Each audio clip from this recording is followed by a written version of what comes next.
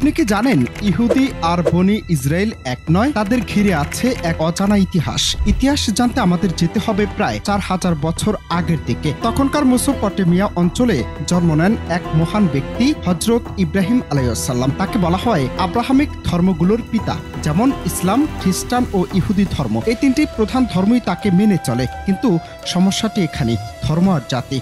ইহুদি আর বনি ইসরায়েল দুটি শব্দের পেছনে রয়েছে ভিন্ন পরিচয়, ভিন্ন ইতিহাস। প্রাচীন মেসোপটেমিয়ায় জন্ম নেয়া এক মহাপুরুষ ছিলেন নবী ইব্রাহিম আলাইহিসসালাম। তার দুই সন্তান ইসমাইল আলাইহিসসালাম ও ইসাক আলাইহিসসালাম। ইসাক আলাইহিসসালামের ছেলে ছিলেন ইয়াকুব আলাইহিসসালাম, যার আরেক নাম ছিল ইসরাইল। ইয়াকুব আলাইহিসসালামের 12 জন পুত্রের বংশধরদেরই বলা হয় বনি ইসরায়েল, অর্থাৎ ইসরায়েলের সন্তান।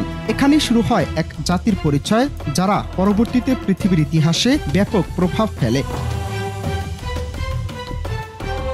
বনি ইসরায়েল একটি জাতিগত পরিচয়। এই জাতির মধ্যে জন্ম নিয়েছেন বহু নবী, মুসা আলাইহিসসালাম, হারুন আলাইহিসসালাম, দাউদ আলাইহিসসালাম, সুলাইমান আলাইহিসসালাম, ঈসা আলাইহিসসালাম, এমনকি শেষ নবী মুহাম্মদ সাল্লাল্লাহু আলাইহি ওয়াসাল্লামের আগ পর্যন্ত অধিকাংশ নবী এসেছেন এই বংশ থেকে। তবে সময়ের সাথে সাথে জাতির একাংশ আল্লাহর বিধান অমান্য করে, নবীদের হত্যা করে আর অঙ্গীকার ভঙ্গ করে। তাদের আচরণের কারণে কুরআনে তাদেরকে বহুবার সতর্ক করা হয়েছে। সূরা আল বাকারা, সূরা মাইদা সহ বহু জায়গায় আল্লাহ তাদের ইতিহাস তুলে ধরেছেন।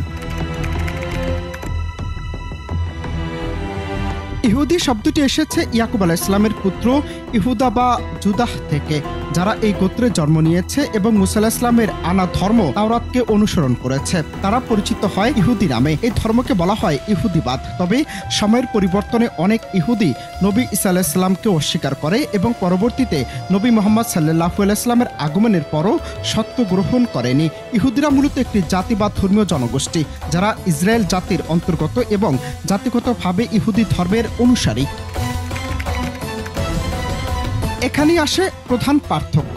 সব বনি ইসরায়েল ইহুদি নয়, কারণ সময়ের সাথে অনেকে খ্রিস্টান, আবার অনেকে মুসলিম হয়ে গেছেন। আবার সব ইহুদিও বনি ইসরায়েল নয়, কারণ অনেক জাতি ইহুদি ধর্ম গ্রহণ করেছে, কিন্তু তারা ইসরায়েল বা ইয়াকুব আলাইহিসসালামের বংশধর নয়। বিশেষ করে 7ম শতাব্দীতে ইউরোপের খাজার সাম্রাজ্য ইহুদি ধর্ম গ্রহণ করে, যারা বংশগতভাবে বনি ইসরায়েল নয়। কুরআনে বনি ইসরায়েল শব্দটি এসেছে প্রায় 40 বার, যেখানে তাদের ইতিহাস, গুনাহ, নিয়ামত ও শিক্ষা বিষয়ে আলোচনা করা হয়েছে। অন্যদিকে ইহুদি শব্দটি এসেছে মাত্র 8 বার, যেখানে তাদের কপটতা, অহংকার এবং নবীদের প্রতি বিদ্বেষের উল্লেখ রয়েছে। সূরা বাকারায় উল্লেখ আছে, তোমরা সেসব লোকদের মতো হইও না যারা তাদের নবীদের হত্যা করেছিল। আজকের ইসরায়েল রাষ্ট্র বনি ইসরায়েল পরিচয় ব্যবহার করে ইতিহাসে ভিত্তি তৈরি করতে চায়, কিন্তু বাস্তবে অনেক ইহুদি নাগরিক ইসরায়েল বংশোদ্ভূত নয়। তারা ধর্মান্তরিত ইউরোপীয়, আফ্রিকান বা ঐশী অন্য জাতি থেকে এসেছে। ইতিহাস, ধর্ম এবং বাস্তবতাই বলে ইহুদি আর বনি ইসরায়েল এক নয়, একটি জাতি আর একটি ধর্ম, দুটি নাম, দুটি পরিচয়। কিন্তু একটি সত্য, তা হলো আল্লাহর প্রতি অবাধ্য যেই হোক না কেন, সে তার নিয়ামত থেকে বঞ্চিত হবেই। যেন চলমান বিষয়ে তাই হতে যাচ্ছে। অনন্ত হাসান মাসুদ, বাংলা টিভি।